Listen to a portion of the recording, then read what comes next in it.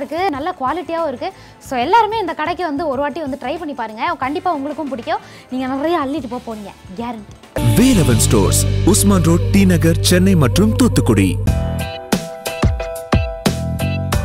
Cesses, by definition, the only reason cesses are not allowed to be kept separate and not shared. The definition of a cess is it can be only collected for one purpose. You cannot collect a generic cess, keep it in your pocket and say one day I'll send it for vaccinations, one day I'll spend it for milk. No, no, no.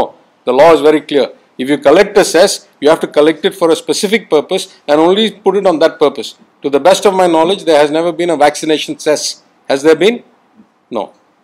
There is a cess for various things, for Swachh Bharat, for Krish Kalyan, there's GST compensation cess. The CAG report, if you go and read over the last 4 or 5 years, every year the CAG report points out that the monies collected for the cesses are not used for the purpose of the cess. Sometimes they're not used at all, sometimes they're misused, sometimes they're not used and then absorbed into the union government's general account. That is a violation of the rule. At the very least, after you absorb it back into the union account, you must then split it to the states in the ratio given by the Finance Commission. That also has not happened. So let's, we can't do all the slogan politics, right? You have to understand some basic law, some science, some data, some accounting. Where is the connection between cesses and vaccines? Nothing. So the Prime Minister made these remarks during a meeting that was called to discuss about the COVID situation and also the fact that he has only pointed out non-BJP ruled states. Do you think this was a deliberate move from the side of the Prime Minister to show these states in poor light? Why should I speculate what is in the mind of somebody else? I don't know. I mean, I think it's a bit odd that only non-BJP states were mentioned when I've told you that there are BJP states that tax higher than us and that there are BJP states that tax almost the same as us after the reduction. So, it could be that that was the level of information provided to him. It could be that, he was just, I can't speculate. So as the prices go up, sir, although you don't increase the taxes, you get an exponential rise in your revenue. No exponential. Let's be very clear. We purposely, and this is a bit technical, right? Some states take it as ad valorem, meaning whatever the rate is, a percentage of that. Some states take it as a rupee number per litre. Some states do a combination of both. Tamil Nadu actually does a combination of both. So let me put it another way. When the union government cut the taxes cut the diesel tax by 10 rupees, we also automatically cut our rate down by 1 rupee 40 paisa or 1 rupee 50 paisa because that was our ad valorem rate. Same way, when the union government cut the petrol tax, we also cut ours by another 65 or 80 paisa when they cut it by 5. So whether we like it or not, we are also reducing our tax by almost 1,100 crores or something a year. As soon as the union cut the tax, there is already a built-in state tax cut. Let me mention that point also. So, the question is not exponential. It is whatever the model is. Some states are 100% percentage ratio. Some states are cash plus percentage. Some states are cash. It depends what the model is. But generally, you're right. As the oil price goes up, the revenue will go up because there will be some component of percentage of the price. So there used to be this demand that the prices of petrol and diesel keep going up because the government has deregulated the decision, and it has to. It is the government's job to decide what will be the petrol diesel prices. So now I am demanding that the government should take back that and then they decide on the. Yeah, I don't. Let me just point out that if this is what deregulation looks like, it's the funniest deregulation I've seen in my life. Let me give you why. When petrol prices rose, when crude oil prices rose from the 70s to like 115, remarkably, every single oil major in this country, private and public, remarkably deregulated. All of them didn't raise the pump price 1 paisa for like 100 days when coincidentally 5 states were having elections. What a wonderful deregulated market we have. Look at that. Have you ever seen such an efficient free market? What? I tell you, should go in the record books. And then the election gets over and now crude oil prices are dropping because the Ukraine crisis got a bit settled. And then what happens? Every day, every oil marketing company increases the price by about 1 rupee. Every day, every day. If this is deregulation, my friend, give me regulation. Right? Let's not talk more about that. What is your message to the Prime Minister, sir? Who am I to give any message to the Prime In Minister? response Right? to this appeal yesterday. No, I've given you a clear explanation why I don't think. No. I am not of the tagudi of the status to give responses to the Prime Minister. The Chief Minister has spoken in the Assembly. I am giving a technical follow-up to what the Chief Minister has said. So, in future, is there a chance or possibility of reducing the fuel prices again by state government? Look, we will do whatever it takes. Let's just think about this for a second. What is the job of a government economically? Right? The job of a government is to raise enough revenues to provide good, quality and adequate what we call public goods and services, drinking water, roads, hospitals, free healthcare, good schools, so that the social strata is leveled, so that even the poor, the underprivileged get access to quality, education, quality healthcare, decent life with dignity. Number one. Number two, to provide a safety net for the weakest. And sometimes it's, whoever's old, sometimes it's whoever's sick, sometimes it's people who are down on their luck, like many Western countries have unemployment insurance and so forth. So the government in a compassionate society should ensure that the most unfortunate among us, either longer term or short term, are given the right help so that they are closer to those who are fortunate. It should make sure that there is some redistribution, that it doesn't allow the Gini coefficient to get too high, that some people don't become too rich and many become poor. If that's the basis, then this union government has been an utter failure for the last 7 years, complete, total failure. And it should provide an environment of trust and comfort, both in terms of infrastructure, management of its own finances, and the clarity and consistency with which it operates, that it encourages private enterprise to come and create, new businesses, jobs, growth, economic progress. That's the job of a government. So there's a delicate balance here.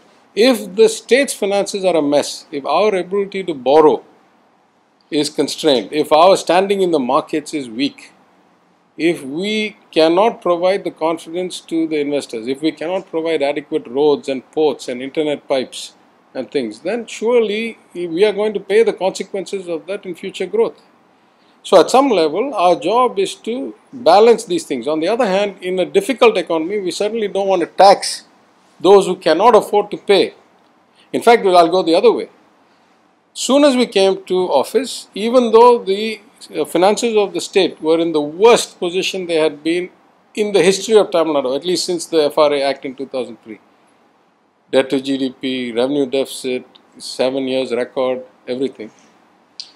And we had the second wave, and we had the third wave, and we had more rains than in 2015, though we didn't have the floods because we managed the rain slightly better, though the infrastructure was not that improved.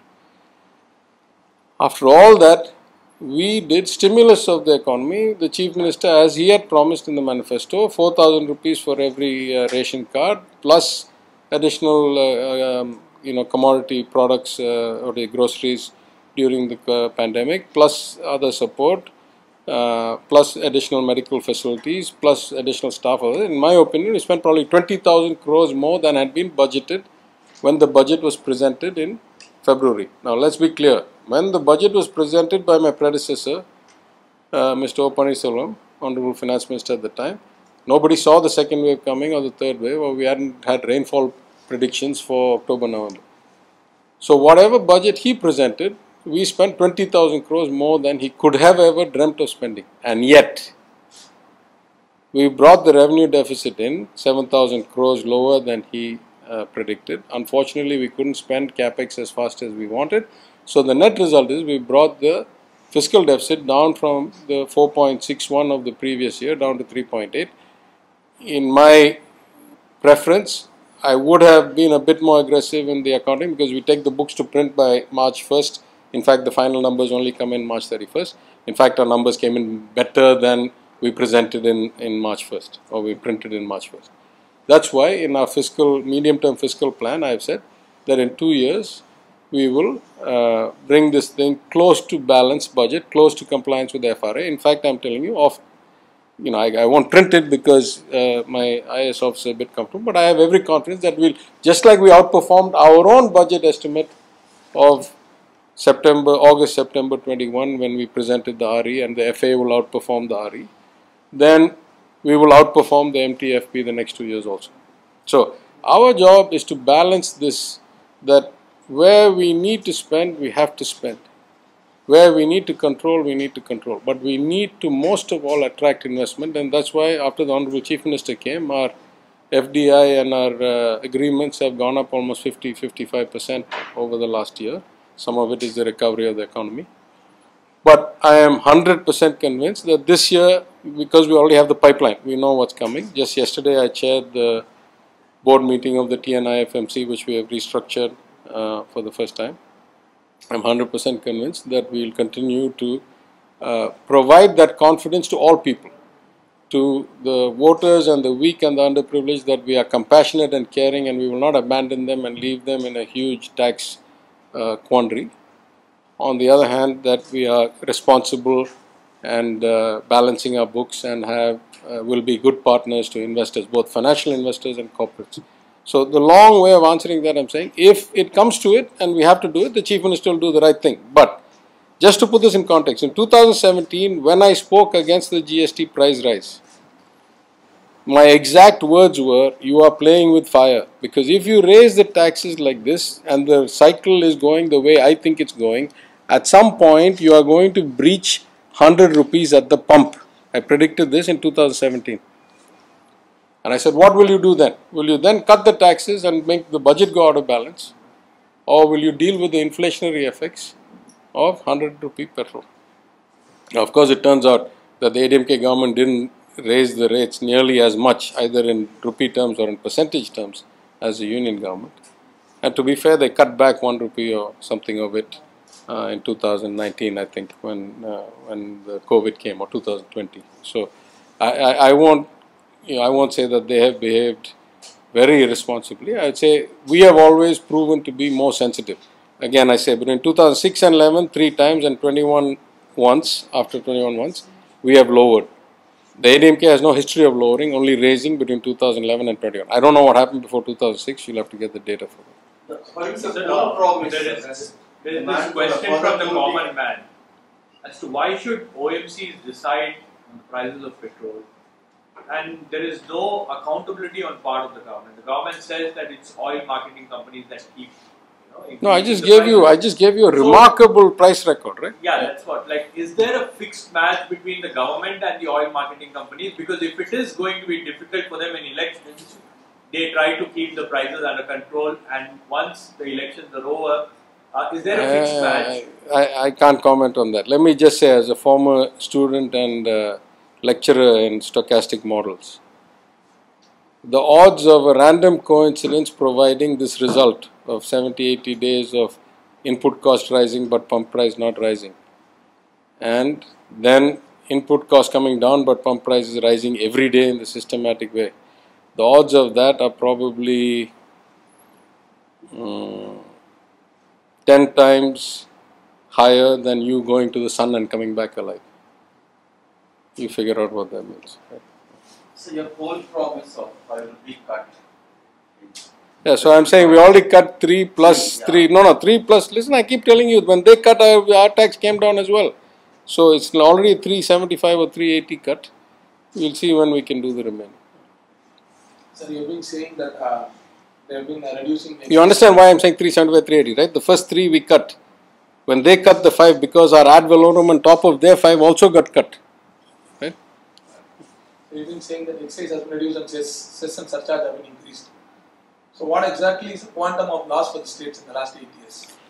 Last 8 years, I don't know, but the statement I put out, I said before, when it was excise and not cess, even in the 1 year between 20 and 21, the 1,000-something crore, 1,500, 1,600 crore we were making from our share of excise has dropped to 800 or 700 crore, just the 1 year. If I go back 2014, I'd probably say annually we're losing 1,500 to 2,000 crores. So that might roughly end up around 15,000 crores. Yeah, I don't know. It's hard for me to say, but yeah, no less than 10,000 crores, or 9 or 10,000 crores, as maybe as high 15, 16. I don't have the math. That's, I mean, roughly. Yeah. So you spoke about this petrol tax being raised from 14 to 20 and diesel from 7 to 8. This is from 2014 to 2020. Yeah, all the raises were done in the ADMK regime. Not one of them was done by us. Sir, you've always been saying about the base rate, right? So when you compare to the base rate, right? See, for example, in Tamil Nadu, when in 2011 it was the excise duty was 14 around 14 rupees. It has been increased to 26. No, remember, it didn't go from 14 to 26. It went down to 940. I'm telling you, Dr. Manmohan Singh cut the excise because of oil price rise. So you're right, in 11 it was 14. But by 14 it had been cut to 940 or something. Okay.